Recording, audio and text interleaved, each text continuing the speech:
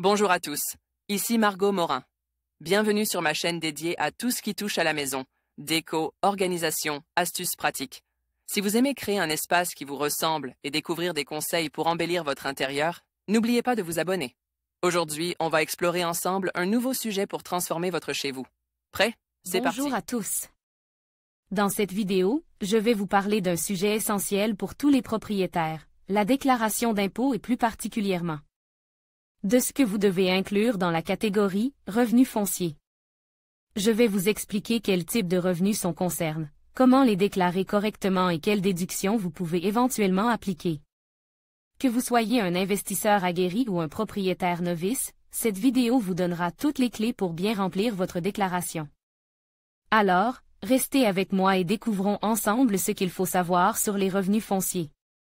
Tous les membres d'un même foyer fiscal doivent déclarer, dans la catégorie des « revenus fonciers », les loyers issus de la location de logements nus, c'est-à-dire non garnis de meubles, pour le calcul de l'impôt sur le revenu, IR. Explication.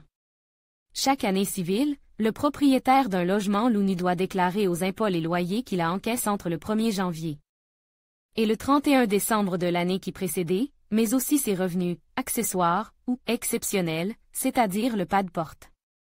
Paye par le commerçant lorsqu'il conclut un bail commercial, les constructions édifiées par le locataire lorsqu'elles reviennent gratuitement au propriétaire du sol à l'expiration du bail ou encore les recettes provenant de la location d'un droit d'affichage ou du droit de chasse, ou les redevances pour exploitation des carrières.